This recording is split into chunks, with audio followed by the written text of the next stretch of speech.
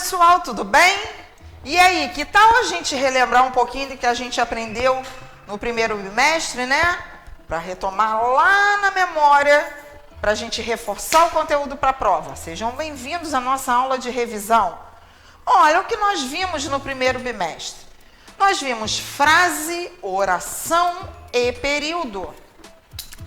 Quando nós vimos frases, estudamos que nós temos dois tipos de frases.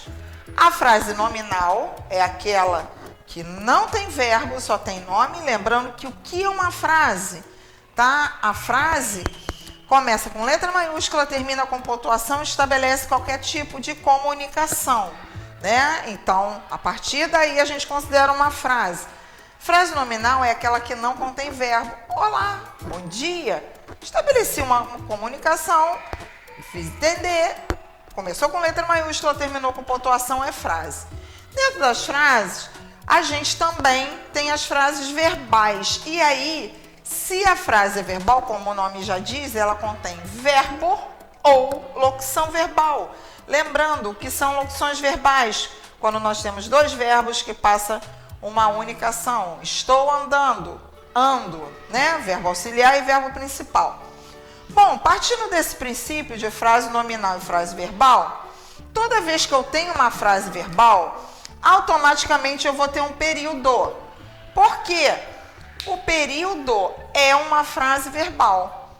E do que o período é composto? De orações, oração ou orações. Vimos estudando que através da quantidade de orações, a gente determina a classificação do nosso período, que pode ser simples ou composto. Então, se eu acho uma oração, eu tenho um período simples. Se eu acho duas ou mais, eu tenho um período composto. E aí, vamos lá. Mas como é mesmo que eu acho a quantidade de orações? Ah, lembrei. Através da quantidade de verbos ou locuções verbais. A hora que eu acho, eu determino a quantidade de orações. Se eu acho a quantidade de orações, automaticamente eu consigo classificar os períodos.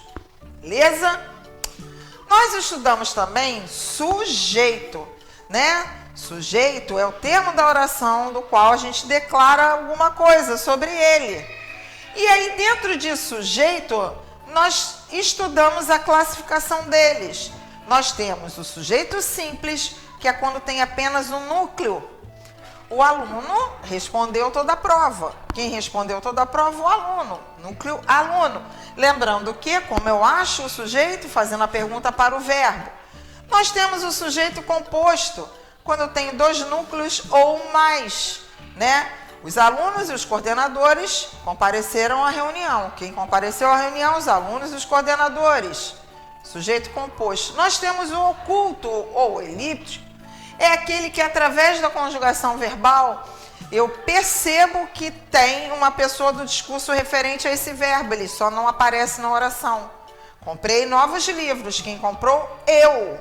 Eu consigo identificar através do verbo. Ele só não aparece na oração, oculto. E nós temos o indeterminado, que é aquele que tem duas situações. Ou a oração começa com o verbo na terceira pessoa do plural sem contexto anterior, ou a gente usa a terceira pessoa do singular com a partícula ser. Exemplo: comeram todo o bolo. Comeram. Não tem contexto anterior, não consigo ligar a quem fez a ação, quem praticou a ação. Então, nesse caso, eu digo que é sujeito indeterminado. E o inexistente, que também é conhecido como oração sem sujeito. Que aí aqui nós temos as seguintes situações. Quando eu tenho verbos que indicam ações da natureza. Quando eu tenho o verbo haver, né, no sentido de existir. E aí a gente diz que isso aqui, ó, do inexistente, são verbos impessoais. O que são verbos impessoais? São aqueles os quais eu não posso ligar uma pessoa do discurso a ele. Portanto, se ele é impessoal e eu não ligo pessoa do discurso a ele, o sujeito não existe, né? Então, vamos lá. Fenômenos da natureza, o verbo haver no sentido de existir e aqui também o verbo fazer em tempo decorrido. Bom, daí a gente vai ver que Para que a gente chegue nos predicados, antes disso a gente viu a transitividade verbal. Por quê? Primeiro a gente tinha que entender lá os verbos para poder chegar nos predicados, porque é no predicado que vem o verbo. Dentro de transitividade verbal, nós vimos que temos os transitivos diretos, que são aqueles que são complementados pelo objeto direto. Lembram? O objeto direto é aquele que não vem precedido de preposição. O que é um verbo transitivo? É aquele que necessita de complemento, ele não passa a ideia completa.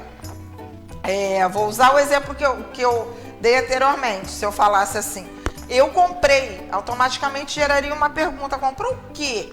Né? O verbo não tem a ideia completa, eu preciso de um complemento. Se eu digo livros, antes dele não tem preposição, portanto eu tenho um objeto direto.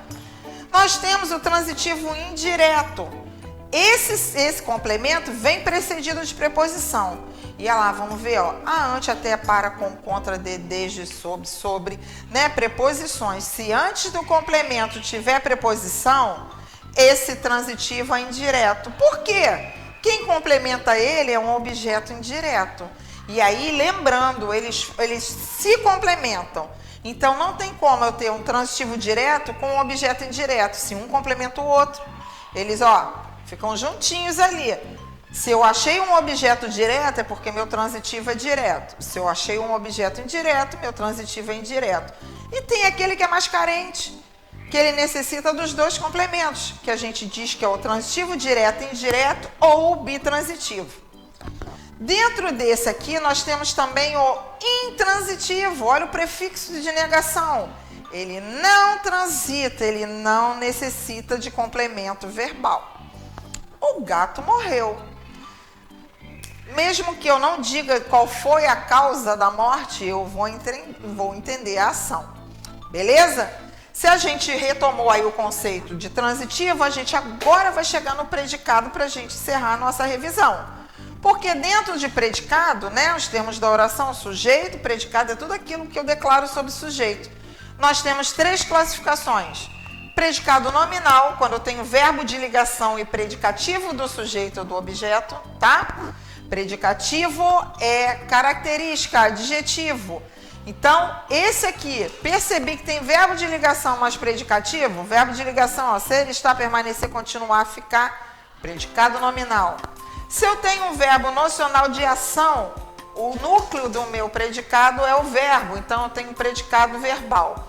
E quando eu faço a junção dos dois, eu tenho um verbo de ação e mais uma característica, aí sim eu tenho um predicado verbo nominal. Exemplo, o aluno é estudioso.